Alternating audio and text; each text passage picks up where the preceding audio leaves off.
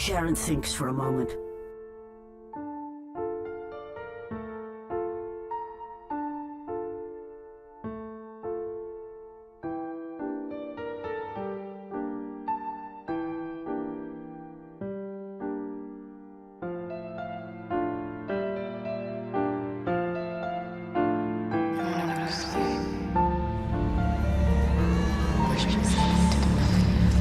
Hope is just a habit.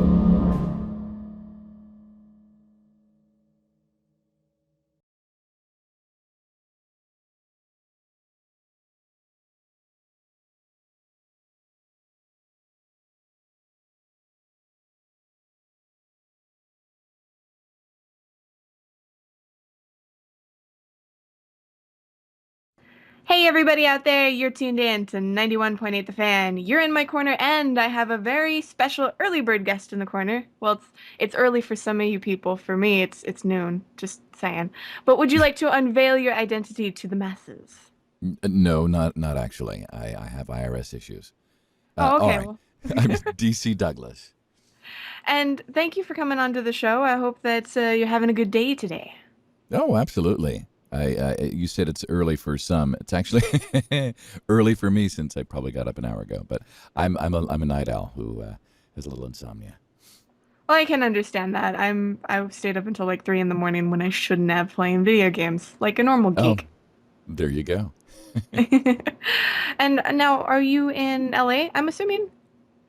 Yeah, I live in I guess what do they call this? They call this Hollywood, but it's I'm actually, sounds so egotistical, but it's not egotistical. It's a childhood, kind of a childhood dream. I live in Laurel Canyon, which part of Los Angeles, which is just north of West Hollywood in the hills between West Hollywood and the valley, like Studio City and all that.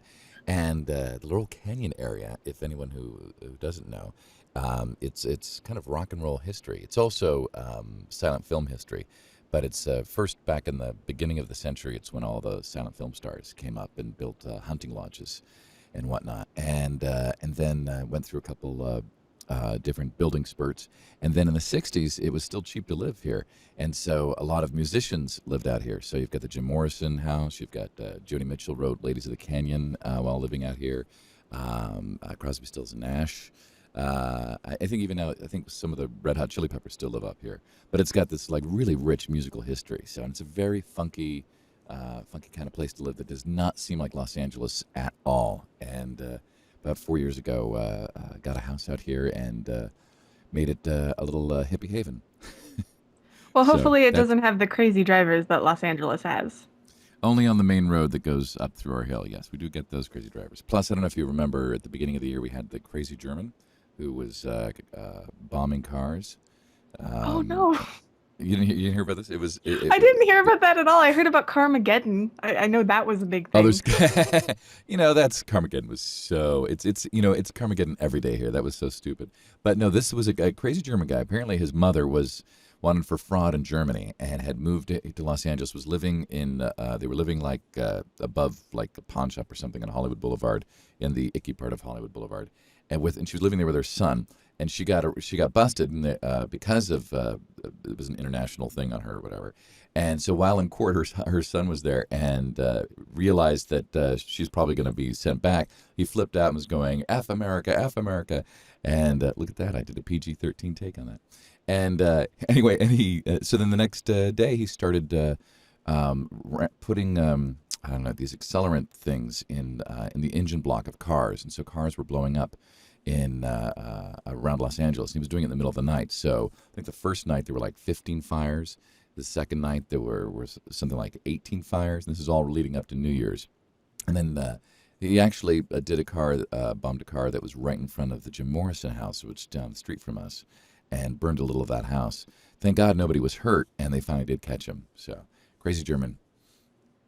Well, it seems like it's a state full of surprises Yes, it is. consistently. I can't even imagine that. I mean, I think the weirdest story I heard all year was a story where the Mythbusters shot a cannonball through somebody's house. That would be odd. I didn't hear that one. It apparently Oh, I like did hear that one. Yes, yes, yes, I did hear that one. And they did bust a myth in the process, didn't they? I believe so. I'm just surprised that the cannon went so far. Yeah.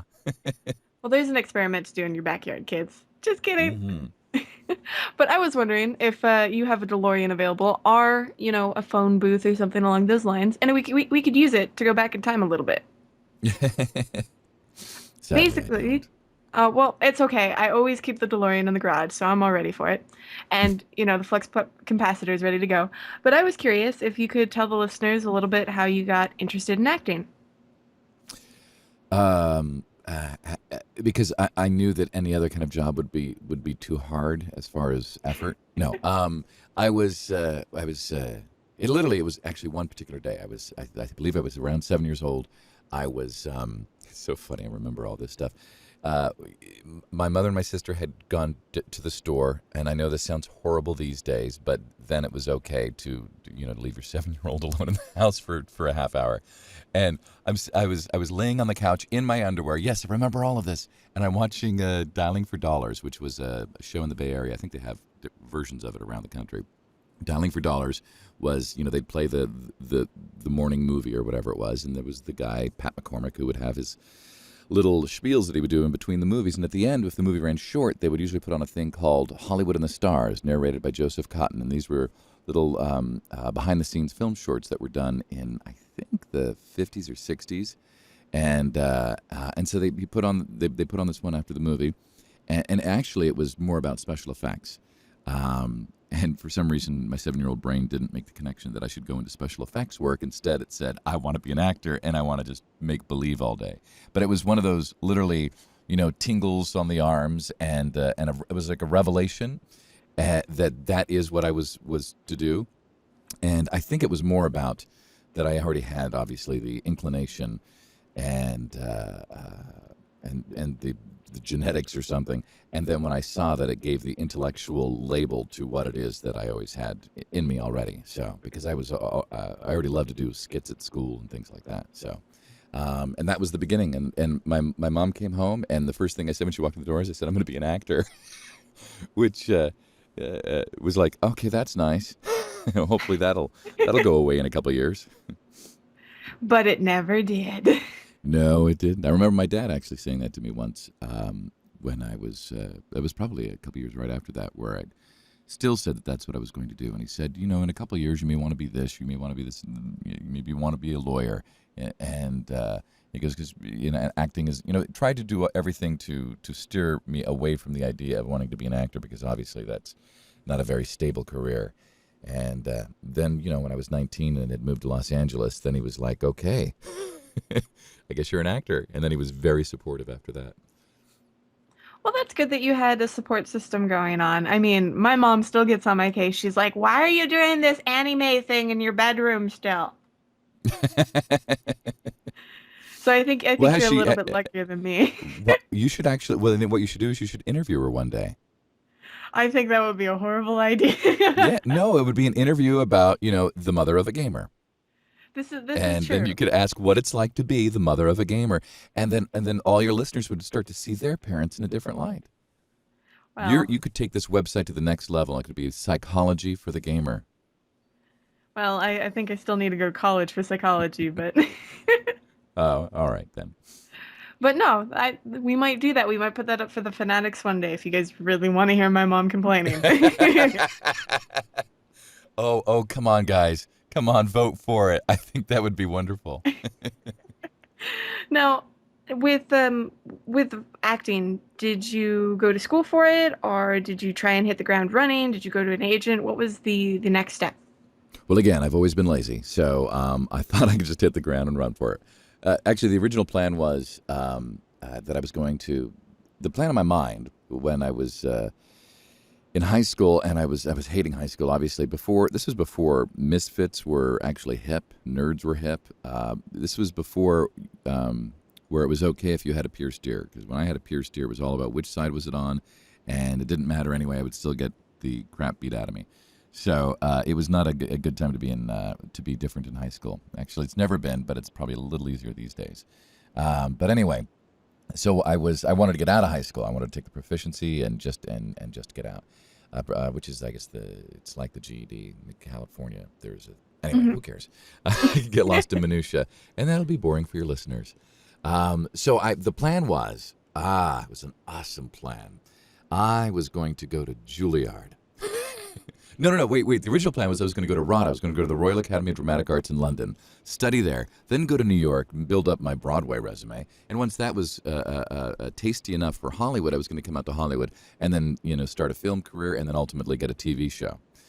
And then that plan changed. I went to New York. I auditioned for RADA. They had their United States audition was just in New York. So people from Canada, Texas, everywhere came up to audition. I was 17, 16. And went out there, first time ever on my own on a trip, and auditioned for them. I probably was horrible, and I was a very technical presentational actor for a long time. So when I realized I didn't get in for that, my next plan was, well, then I'll just go to Juilliard and then do the Broadway thing, and then come to LA and get my series. And then, of course, realized that Juilliard actually cared about your GPA. And with I had a 1.1 GPA my freshman year. I had a 2.3 in my sophomore year. And at the beginning of my junior year, before I took the proficiency, for that year, I was getting a 3.6. And that's because they were all electives. Anyway, it turned out that I wasn't going to be going to Juilliard. So then skipped that part and forgot what I was doing. Ended up moving to San Francisco and getting sidetracked completely by all the things that teenagers can get sidetracked for when they're not, they don't have a parental guidance. So, but finally got my act together and then decided I'll just go right to Los Angeles and get into an acting school there, which is what I did. So I came down here when I was 19. I auditioned for, there were like different coaches in schools that I auditioned for. None of them had financial aid. And they were, they're very expensive. And in fact, I remember I went to the Lee Strasberg Institute audition there. And the girl they had doing the auditions there was not a nice girl at all, and was not very sympathetic to the fact that I didn't have the money. My parents didn't have the money to pay for school, and I wanted to work out some sort of payment plan. They were like, no, it goes in 3 payments and that's it, or whatever it was at the time. It was something very cruel, and her attitude about it was very cruel too. But of course, she probably just hated her job, and. But I found the Estelle Harmon Actors Workshop. Estelle Harmon used to run the talent over at Universal back in I guess it would have been the late 50s, early 60s. And then she, in the early 70s, she started her own acting workshop. And she, smart woman, she actually did all the paperwork and jumped through all the hoops to get her school accredited. So it was the only acting school that was strictly all acting that had student loans. So I realized I think that's where I'm going to go. and the audition process for that was great too. This actually leads into why I got into voiceover as well, because, God, does anyone ever get sick of just hearing me talk? No, not at all. They listen to realized... me every single day, and they hear me every single day. So if they're not sick of me yet after 2 years, I'd be surprised if they're sick of you after 15 minutes. All right. Okay. I just realized I'm like, God, this is the most I've ever talked at 12 noon. The part when I was auditioning for all those schools, one of the people I auditioned for was Barbara Gill. And back then, before the internet, we had a thing called phone books. And I went to the library when I was in Northern California, and I got the Los Angeles phone books out in the yellow pages and was looking for acting schools. Barbara Gill had been misclassified, or I guess they didn't know there isn't a voiceover section of the yellow pages. And so I went there. She's a voiceover teacher. Did not know that. I had my two contrasting monologues that I would perform. So I went in, and she was a very sweet woman, but it was a very tiny office. And I said, I've brought my monologue, and she's like, oh, okay. So I performed my monologue, which is this very dramatic anti-war thing from an old play called Johnny Johnson, Johnny Johnson. Anyway, so I do the monologue. And she's like, that was wonderful. She's like, I'm not an acting teacher. She goes, though I do teach acting, I teach a thing called voiceover. And then she explained to me what voiceover was and said, you have a wonderful voice. She goes, it's very rich and you have a lot of word color, and you should consider a career in voiceover. And of course, my immediate thought, because so many people had told me not to be an actor, is that she was trying to steer me away from acting. So I resisted at first, and then I realized how inexpensive the class would be, and then she also made the pitch that it would inform my acting.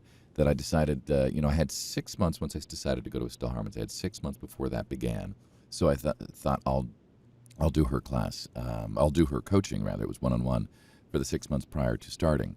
And in that 6 months, and she was right, it definitely informed my acting. So, and of course, and now that these days I always tell people who want to get into voiceover the flip side, which is that that taking acting classes and improv classes informs your voiceover work. So many people say that they want to do game characters, voice work in video games and anime. And you just can't go take a voiceover class and then jump into that. You really need the improv and the acting background before you can start doing all the craft tech and technical stuff with the voice. So anyway, that was a very long-winded explanation of how I got into acting.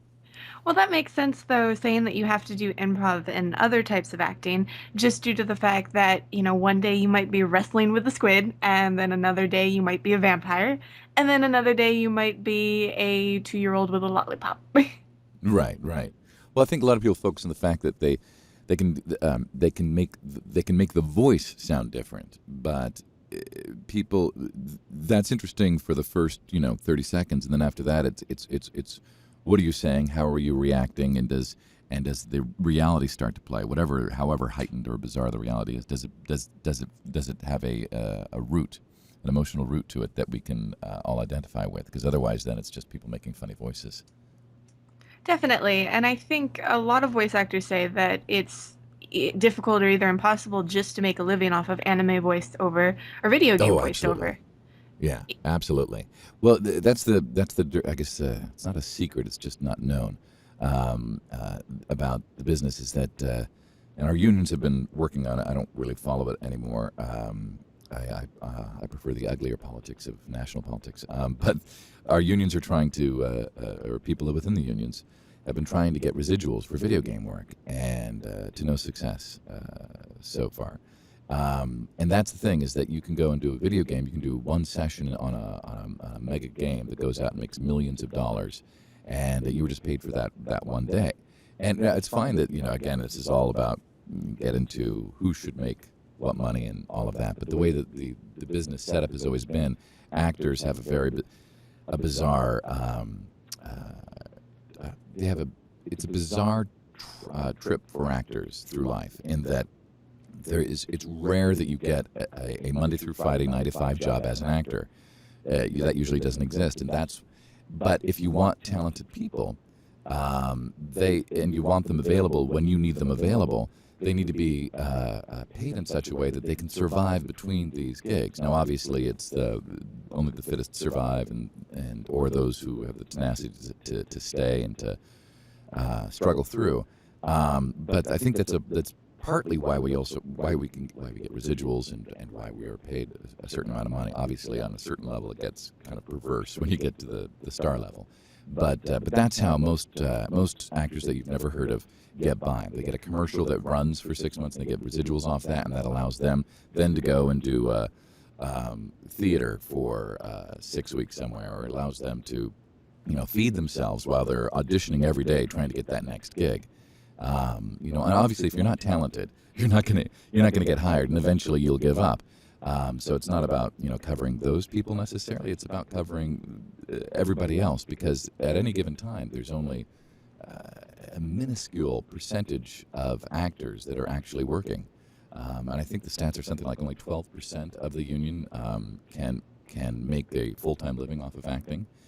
So it's a pretty hard business. So my point being that so when people say that they love just a career doing video game voices, I think maybe in Texas it might be easy, because I know that there's a lot of dubbing that gets done at Funimation and whatnot. I'm not very well versed in this world, like Troy Baker and some of these other people that know everything about it. But from what I understand, unless you're near a huge company that does the majority of dubbing work or whatnot, it's virtually impossible. So, Well, and also, I know. I read somewhere that you guys are running out of You guys, like you represent them. But I read Yes, somewhere that I that miss anime industry. yes, but I'd heard that a lot of the classics and things have already been dubbed, and so that the work is starting to really thin out. It is for anime. January has been a very hard year for being an anime fan. You've had Bandai Entertainment, who did things like Cowboy Bebop Mm-hmm. and the Dot Hack series. Right, I heard They're about this. stopping DVD distribution, except for what they have licensed, just their current catalog, and going digital distribution, but there's no details. That includes also their European counterpart, which is Bees Entertainment. Hmm. I think it was Media Blasters laid off, I believe, 60% of their workforce. And Hmm. then Funimation decided to sue Sentai Filmworks and Seraphim Studios. So I don't know how much people we have left. Wow, wow. I mean, though you did mention work in Dallas and Funimation, but I believe that they actually pay less because it's I believe that Texas is a workforce state or whatever the term is, so they aren't Right to covered work state. under so they aren't covered under the union. Yeah, well, and I'll tell you something else though. I mean, I don't know what they paid, but someone else knows the exact number on this. But I believe that the union rate is only for dubbing is something like $67 or something an hour, which sounds great. But if you only work 5 hours and then you're done for a couple weeks, you Yeah. know, it's really you're right. Whereas if you get a cartoon, and you're doing a cartoon, then you're getting, after a SAG scale, depending on the contract they've worked out, which is, so, you're looking at least, $800 for an episode kind of thing. And depending on the deal that they have with the channel or the network that it runs on, then you'll also be getting residuals at one point. So, the disparity is huge. But the talent, like some of these guys, they move between both worlds, between anime and games and cartoons. And so the talent that they have, especially if they cut their teeth in the anime and video game world, their talent and the breadth, the amount of voices that they have, and their technique is phenomenal. So they easily can plug into the animation world. And now finally, the stigma of you just work in the dubbing world or whatever, and you're a cartoon actor, voice actor. That distinction is not. There's not as much of a distinction now as there used to be. Now there is able to be crossover, which is good for people who need to make a living. Definitely. And I do hope that for video games, you guys begin to get residentials because for video games, it's a young industry and they can do it though because it makes so much money. But for anime's kind of dying off. That I don't think that'll work Yeah. very well for anime. Right. No. That I totally understand. Yeah. Though had I known that there were so many fans of it. See, I came into this. I didn't grow up playing video games or into anime or what have you. I was so really just single-mindedly focused on the fact that I'm going to be an actor. I mean, and when I was screwing off in my youth, I mean, I really was screwing off. I didn't even have my enough discipline to say today I'm going to play video games or something. And of course, the video games then would have been really boring. But Boink. yeah, exactly. Hey, not that old. But so I don't. I have totally lost my point. I'm just going to sing a song now, Oh, and really? it's a song about no. But yes, I think the anime fans is kind of Oh, surprising. thank you, anime Yeah. fans. Yes, had I known that there that video game fans and anime fans that there were and these conventions that I didn't really know about before, all of that stuff, I would have done so much more anime work. I didn't realize at the time. I just thought it's we're dubbing over the original actors, which always makes me feel a little weird anyway. And there's some Resident Evil fans out there laughing at me about that one. So I felt weird about that to begin with. And then, of course, the pay was so low that I was like, and I came at this from voiceover wise, I come at this from the commercial side of things. I do a lot of commercial work that is actually it's a lot easier as far it's not as labor intensive, and the financial rewards are much greater. So at one point I said, and I'd kind of gotten in with this one studio, and they were very nice, and they started having me back for stuff, and I said, just the money is not worth the time that I'm having no idea about the conventions and the fans and all of that, and the history to it. And I feel really bad about it because I would have done so much more of that work had I known that about all of this. So even the video games I really took for granted until somebody said, "You know who Albert Wesker is?" Well, that's actually kind of interesting to hear, and we're going to take a short break at that point, so fans don't go anywhere. He's not going to go anywhere, I promise. Okay, maybe he will. Maybe he'll go get a sandwich, but still. I'm gonna Keep think so.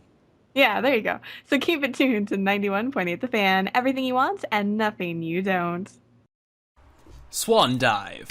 Hello, fanatics. Look at the fan. Now back to me. Now back at the fan. Now back to me. Sadly, you're not with me, but if you stop using MSN and Yahoo and change to our IRC chat, you could be with me. Look down. Back up. Where are you? You're in our IRC with the fans of things you like. Look in our chat. Now back at me. I have it. It's a mod kicking those two people you hate. Look again. The mods are now maids. Anything is possible when you use our IRC chat and not a messenger.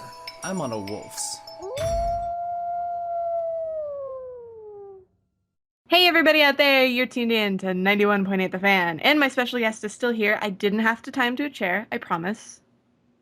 Are you Though still I here? asked repeatedly. And now, behind the scenes, we were actually talking about work that you have recently released and you'd like the fans to know about. Oh, yes. Shucks. What? Oh, well, well, actually, I'd say the big thing. One of the reasons that I was kind of excited to be able to talk to your fans was to be able to, and I don't know if this is going to be up their alley. It's kind of it's a very, it's not video game related, though it does have some CGI in it. Is a film short that I produced that actually took me 10 years to get around to doing it. It's a Oh, short wow. story my mother wrote, and I wanted to turn it into a film short as a gift back to her. And through a whole bunch of strange twists and turns, we ended up doing it with a CGI environment, but live actors, and then of course everything technically that could go wrong went wrong, and the main person who was helping me through the visuals of it ended up having a lot of issues and disappearing on me. So it took like 4 years to finally get that film done. And then we did the festival circuit, did really well. And then I was looking for a distributor, finally got a company out of England, Shorts International, to pick it up. And then it took them a year, and they finally got it onto iTunes. So if you'd like to see a mental mind trip, it's a slightly sad film, but it's called The Crooked Eye, and it's on iTunes, and you can download it now for $1.99, people. Or I think the HD version is like $2.99 or something. I forget it. But anyway, it's on iTunes. It's called The Crooked Eye. Linda Hunt. If you don't know who Linda Hunt is, who won an Academy Award for you're going to forget the name of it now. The Year of Living Dangerously. She won an Academy Award for that, but you'll know her probably for God of War. And she's got a wonderful voice. She narrates the film, and then it stars Faye Masterson and Catherine. I always say her name wrong. It's a very French-sounding name, Catherine Boucher, who was on Supernatural. So you guys should check it out. It's though it's not, there's no blood and guts, no explosions, nothing like that. It's a kind of more of a psychological portrait of a woman going through a divorce. So it's just right up the alley of an 11 to 22-year-old demographic. Well, at the same time, you said your mother wrote it, correct? Yes, exactly. Yeah, she wrote it back in like '93, I think. And so that must And be interesting to take something that she, composed and wrote and turned it into a CG movie. yeah, it was. Well, the interesting thing was it was neat to be able to adapt her stuff, and I actually find I've written stuff myself, but I prefer actually to adapt or to do second passes in other people's works because again, it's that lazy gene. So it was actually fun, but what was also more fun to do is because it's a very internal story. It's more about people's thoughts, the entire short story, and so I wanted to create that, which is where Linda Hunt comes in, and so it was fun. And then also certain things I wanted to change because visually I thought it'd flow better, or would help cue the audience as opposed to just having it all in voiceover, and then played around with the ending. But she had no idea I was doing it. So she was sitting in the audience for the premiere, and I tricked her into thinking it was this whole other kind of film, and so that she had no idea what it was while the credits were rolling until the title came up, and then she's like, "Oh, that one." It was very funny. That's So, cute. I think yeah. that's a nice surprise for like Mother's Day or something. Yeah, exactly. Yeah, no, she and I thought it was neat because though she didn't know it, I got to work on something artistic with my mom, so that was kind of neat as well. Um, the couple other things I guess that are coming up that might be interesting to people is let's see, little stuff is on Nickelodeon. There's a show called Bucket and Skinner's Epic Adventures. I shot a. I'm also, as you know, an on-camera actor, film and TV. And so I play, there's a recurring character called Blake. I play his father. And the woman who plays my wife was the new Gidget from the early 90s, I think. Anyway, that's going to be on Nickelodeon next month sometime. I also have a quick little thing on a show called Franklin and Bash, which is on TNT. I think that comes out in March. And I was just on Castle on Monday night. So if you still have that on the DVR, you can check that out. Or you can go to my blog and see it on there. And then the other thing that I think that people really might dig, and it really is up the alley of your demographic, which really sounds rude when I say it that way, but is a new cartoon on the Hub, and it's called Transformers Rescue Bots. And I play a Transformer who is the police car named Chase. So, and they just had two sneak peeks. The first two episodes were aired in December and apparently did really well. The toys are selling really well, and so the show begins in earnest on February 18th, I believe. We did 26 episodes, and it's actually a great show in that it's geared towards a younger audience, but it's written in a way that it's entertaining for their parents to watch with them. To be honest, we've got a big age range of the people that are in the cast, and we enjoy the episodes. Aside from the fact that we're working, they're actually really fun stories. And there's humor in there that's for all ages. So you guys should check it out. Transformers Rescue Bots. It's got LeVar Burton in it, who you guys know from Star Trek Next Generation. It's got I'm going to say her last name wrong. Lacey Chabert. I always want to say Chabert, but I think it's Chabert. Party of Five. And it's got Jason Marsden in it, who you guys know from a lot of cartoons and also TV. And then it's got, of course, Steve Bloom, the legend, Peter Cullen, the legend, who he actually is does like he recurs on it. He's not in every episode, but but when he's there, you pay attention. There's other names that I'm missing now too. There's a lot of newcomers that are on the show that are really good as well. I mean, everybody's excellent on the show. And then we have a very special guest star who is in several episodes that I can't tell you who that is. I would love to, but I can't tell you until it airs. But you guys will love it. And then also Jeff Bennett is on the show, who's just he's just been on like in every cartoon you can imagine. And Maurice LaMarche is on the show, who you guys would know from Pinky and the Brain and Futurama. Anyway, and he's so really it's a pretty amazing cast. I am very jelly. That sounds like an amazing people to hang out and actually, go off of lines with each other. Yes, yeah. They're everybody is just they're so they're just so fun. And I miss it because we literally just wrapped the last episode. Was it I guess a week and a half ago. So, but fingers crossed we come back for a second season. And that all depends on you guys watching the show and buying the toys. Well, hopefully if they buy enough toys and they watch the show enough, there's going to be voice-activated toys. Yeah, exactly. What's really weird about toys is that they, and I guess they came out in Japan first, is that right? The toy line came out first, and then a show was written for the toy line. So then there's a new wave of toy lines that more reflect what the show has. But the Hub is a unique network in that apparently ratings are good, but it's more based on how do the toys do, because they're obviously they have the shows to help promote the toys. So it's the only network that's like that, really. And so you want to say, yeah, watch the show, but really what you want to say is, oh, I'll buy the toys. Well, at So least if you buy the toys and say you're like 25 and you don't really want to play with it, you can give it to like a niece or a nephew. Yeah. exactly, or hold on to it in 10 years. It's then worth $100. So Hey, I still do that with my Pokemon cards. I'm see, such a there you geek. go. I got to tell you, that was the weirdest thing for me.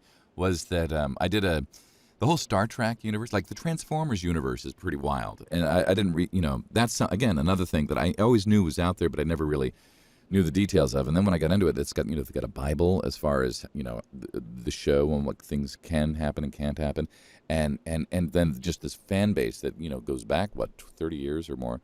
And I mean, Star Trek has obviously the same thing. And I did an episode of Enterprise, Star Trek Enterprise, very short-lived show that took place like before all the other Star Treks. And I was one episode, but I played a Danublian, something like that. And then apparently anybody who does any one of these Star Trek shows, they get afterwards. Part of your deal that they work is that you sign these playing cards, not even playing card, collector's cards, and like 1,000 of them, or 1,500 of them. 1,500 cards I signed. That's right.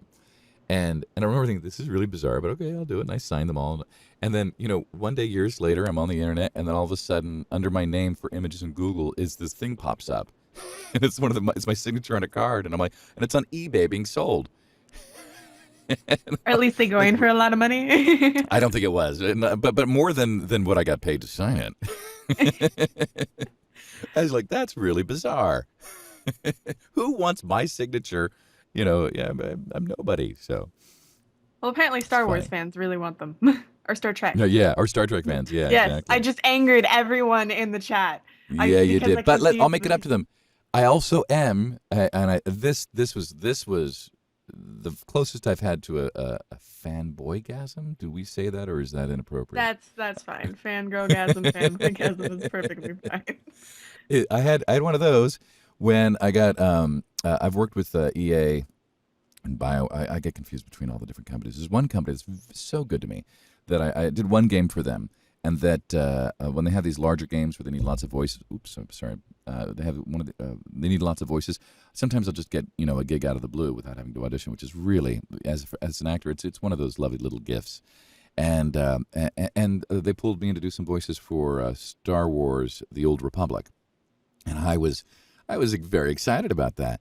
And of course, literally there's over 100 voice actors in this game because there's just so many different little nooks and cranny characters to voice, and service characters and things like that. I did mainly service characters, but it didn't matter. It was fun to go in there and to record as many as we could in the time that we were given. It's literally, they put down like a giant phone book of scripts in front of you, and they go, we'll just go through until we run out of time. So the more that I could record, the more characters are of me in the game. But finally, one of the fans on my Facebook page, notice how I'm getting all these websites in? Anyway, my fan on my Facebook page discovered me in the game, and so it was so cool that he went and got the scenes and sent them to me, so I was able to compile them together in a highlight reel of what I did in that game, and then put the little Star Trek music underneath it, and then watch it, and it's like I'm a little kid again. I'm like going, look at that! I'm in the Star Wars universe. So that was very exciting. Well, so that makes up for your flub of conflating Star Trek with Star Wars. So that does. See, I'm really bad because I think I was too young when the originals came out, so I can't remember them. And so I've only seen the 3 prequel ones that are hailed as being horrible. What? You have not seen the 3 originals? I can't remember them. If I've seen them, I can't remember. If you can't remember, you need to go and watch them, young lady. Oh my God. But if it makes people feel better, I have seen the first season of Star Trek, so I'm trying. I'm getting there. That's so funny. You have not. The problem is because the effects are so sophisticated now, and our expectations of the level of sophistication that we want in our effects is so high that you go back and you look at some of these earlier films and you go, you watch 2001: A Space Odyssey. A phenomenal film in its own right, but it's got that Kubrick pacing. But to me, that's where it works, is in that film. But 2001: Space Odyssey, you look at the special effects, and today we look at it and go, yeah, that just looks like we're looking at the shuttle out in space. Big deal. But then it was phenomenal because you couldn't no one had created that level of sophistication in special effects. So you've got this classical music playing, and you've got these amazing space shots that take, and I think the shuttle docks with the space station in real time in the movie, which is just now today you can't watch that without wanting to pull your hair out. You're like, dock already. We know what it is. But then it was more about the splendor of what they have done as well, and also I guess the dance of the cosmos. But anyway, to actually be if you fair, go back, I'm sorry, go ahead. To actually be fair, me and the staff watched Ghostbusters the other night for a movie night because one of our staff hadn't seen it, and the entire time in the first one, I was like, I love these effects. These are so nice, even though the original movie came out back in the 1980s, and that's one of my favorite that's good to movies, know. so. Well, then maybe you won't feel that way when you watch the Star Wars ones. I know that some people, you go back and you look at the Star Wars, the three originals, and well, especially the third one when the Muppets take over. But some people find it not as exciting. So, but the special effects wise, and actually another to the point of that, the special effects stuff is I did a tour of the Hub, the people that do Transformers Prime and of course our show, and then another show. But I'm in a mentorship program in Los Angeles. I mentor a kid, a great kid, and so I was taking him on this tour. And at the end of it, I wanted to stay longer because what they were showing, they took us through each stage of how they animate this stuff, and the lighting, the shading, the modeling, the conception, having to conceive what this thing will do or how it'll do or how and size-wise, how big are these Transformers when they are in this kind of a place, and how big is a human next to them, and all of the stuff that they put into it is the artistry of it is just fantastic. I know all your Deviant Art fans out there know exactly what I'm talking about, but I think a lot of people when they watch these shows, it's more like, first off, they give a lot of credit to the voices, which the voices do bring these images alive to a certain extent, but these images, the fact that they exist to begin with, these artists should get so much more credit in the fandom world than they do. But so anyway, I think that a lot of people miss some of so they can go on and diss about, I hate the fact that they're doing it in this kind of animation or that kind of animation, and it's like, wait a minute, take a look at what they did do, though. It's pretty phenomenal. And I can understand that, and I think for the listeners out there, since we veered off topic a little bit, if they want to continue this discussion or bug you on any of your web zones, is there any place they can do that? Oh, sure. Facebook page. There's a Facebook page they can go to. I also do a blog occasionally whenever I get gigs or things that are interesting. I will say that was quite funny, by the way. What's that? Your blog. I was reading the one about you in the castle. Oh, and I thought that was hilarious. Oh, cool.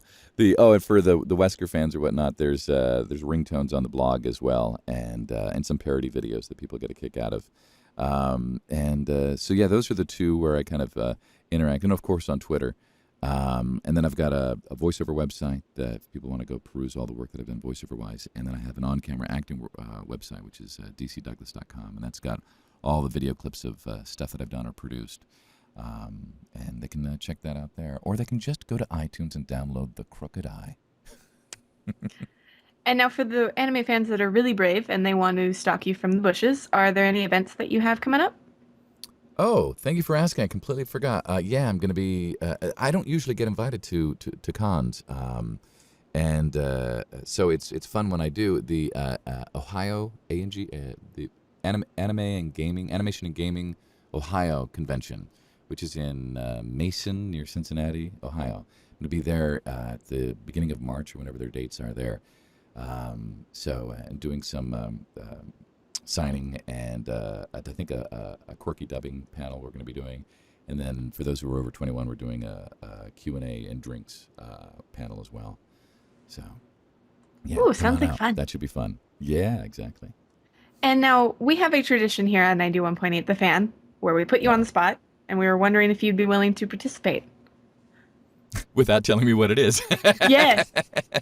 What that mean? Absolutely. I'll start putting the diaper on now. Basically, we ask if you'd be willing to do a radio bump for us. Oh, of course.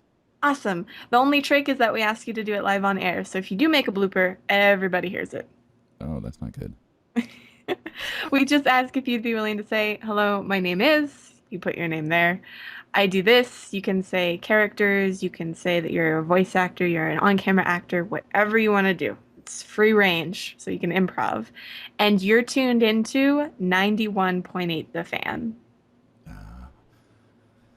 I'm so nervous. So whenever you're ready. Okay. This is D.C. Douglas, known as Albert Wesker, Legion, and Chase. And you're listening to 91.8 The Fan. Perfect. That was easy. Look at you. You're a pro. Oh, God. No bloopers or anything. No blackmail. I think I peed myself. Oh, well, for anyone who wants to relive your embarrassing moment here on the station, we're going to post the interview up on the website within the next few days, so keep your eyes peeled. And thank you so much for this. Is there anything else you'd want to tell the listeners out there? Well, if I have another cup of coffee, I'll talk for another hour about anything. So, no, just that I'd say, hey, thanks for having me on the interview. And for everybody, the fans of stuff that I've done and the support, thank you all very much. Sorry I'm not an RE6, but it looks like an awesome game. You guys should enjoy it. And then just thanks for letting me be part of this world. It's pretty amazing. Well, thank you so much for being on the show. And once again, you can find it on the website, but keep your ears tuned to 91.8 The Fan, everything you want and nothing you don't.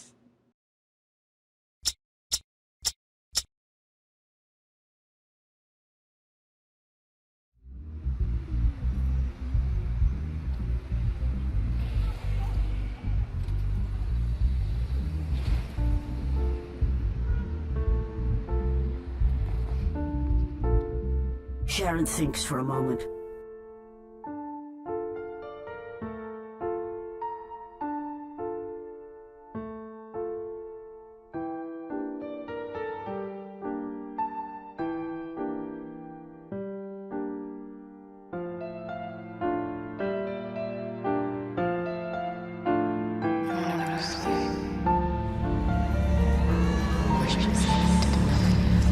Hope is just a habit.